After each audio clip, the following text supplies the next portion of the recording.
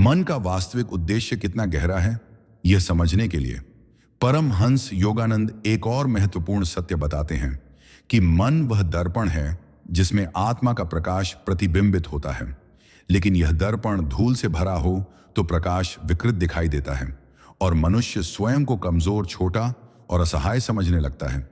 इसलिए मन का अगला उद्देश्य यह है कि व्यक्ति इस दर्पण को रोज साफ करे, विचारों को शुद्ध करे, भावनाओं को शांत करे और भीतर के प्रकाश को पहचानने की तैयारी करे। योगानंद जी कहते हैं कि जैसे सूर्य हमेशा चमकता है, वैसे ही आत्मा का प्रकाश भी हमेशा उज्जवल है। फर्क केवल इतना है कि मन के बादल उसे ढक लेते हैं और ध्यान साधना, प्रार्थना और सही विचारों का अभ्यास इन बादलों को हटाने का उपाय है। इसलिए मन का महत्वपूर्ण उद्देश्य यह है कि वह व्यक्ति को भीतर के सूर्य तक पहुंचाए। मन को यह जिम्मेदारी दी गई है कि वह रोज आत्मा के प्रकाश को थोड़ा थोड़ा अधिक प्रकट करे ताकि व्यक्ति अपने असली स्वरूप को पहचान सके। मन का अगला उद्देश्य यह है कि वह व्यक्ति के जीवन में सामंजस्य लाए। मन जब संतुलित होता है तो जीवन के हर क्षेत्र में संतुलन आता है, चाहे वह संबंध हो, काम हो, स्वास्थ्य हो या मानसिक शांति।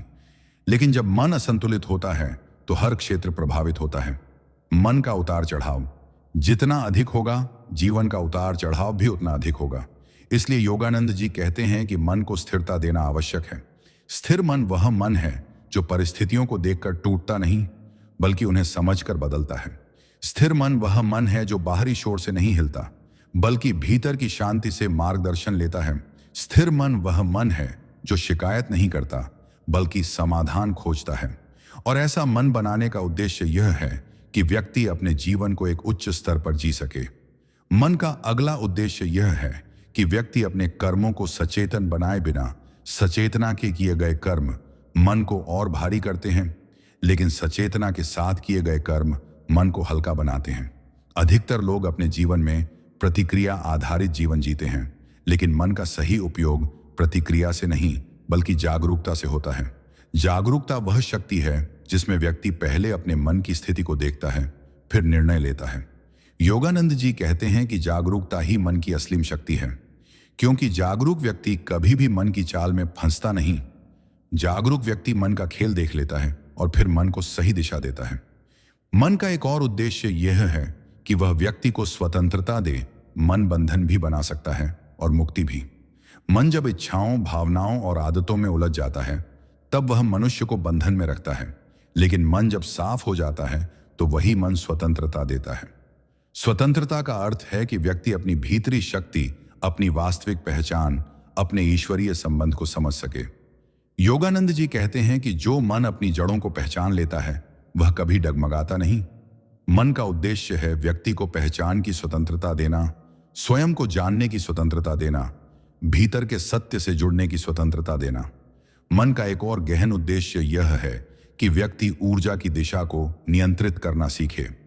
ऊर्जा जहां जाती है वहां जीवन बनता है और ऊर्जा जहां से हटती है वहां जीवन कमजोर पड़ता है।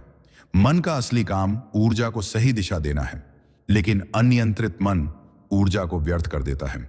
इसलिए योगानंद जी एक अत्यंत गहरा नियम बताते हैं। ऊर्जा का प्रवाह वहीं जाता है जहां मन जाता है। यदि मन चिंता में है तो ऊर्जा भी चिंता में जाती है। यदि मन भय में है तो ऊर्जा भय को मजबूत करती है। यदि मन प्रेम में है तो ऊर्जा प्रेम को विस्तार देती है। यदि मन ध्यान में है तो ऊर्जा आत्मा को प्रकट करती है। इसलिए मन का उद्देश्य है ऊर्जा को आत्मिक दिशा में ले जाना। मन का अगला उद्देश्य यह है कि व्यक्ति विचारों की शक्ति को समझे।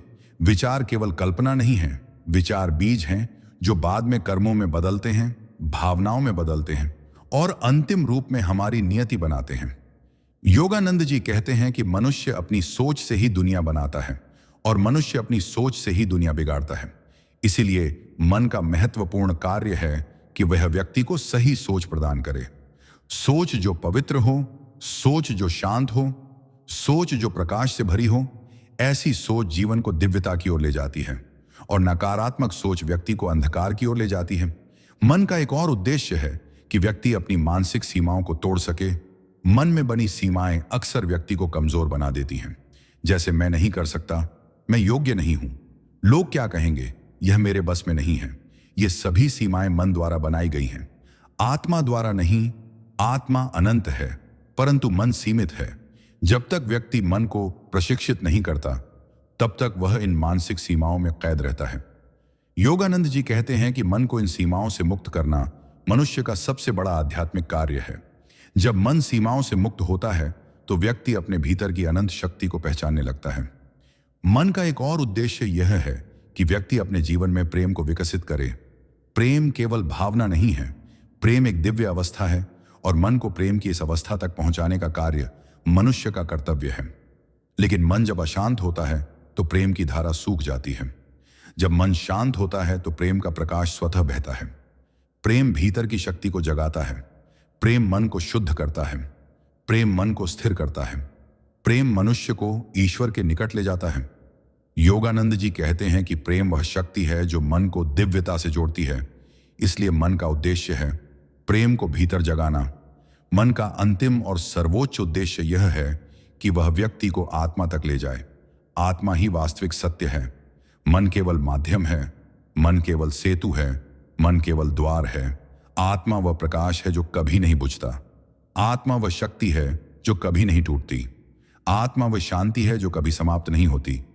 मन का कार्य है व्यक्ति को इस शाश्वत सत्य का अनुभव कराना। योगानंद जी कहते हैं कि मन जब बिल्कुल शांत हो जाता है, तो आत्मा स्वयं प्रकट हो जाती है। मन जब शांत हो जाता है, तो व्यक्ति अपने भीतर ईश्वर की उपस्थिति को महसूस करता है। मन जब शांत हो जाता है, तो व्यक्ति अपने जीवन का उद्देश्य पहचान लेता है। इसलिए मन का सर्वोच्च कार्य यह है कि मनुष्य को ईश्वर की ओर ले जाना, ईश्वर से जोड़ना और आत्मा की पहचान कराना। मन केवल साधन है, गंतव्य आत्मा है। मन केवल मार्ग है, मंजिल दिव्यता है। मन केवल साधक है, लक्ष्य परम शांति है। और यही मन का असली उद्देश्य है। यही मन का दिव्य उपयोग है। यही मनुष्यता का चरम सत्य है।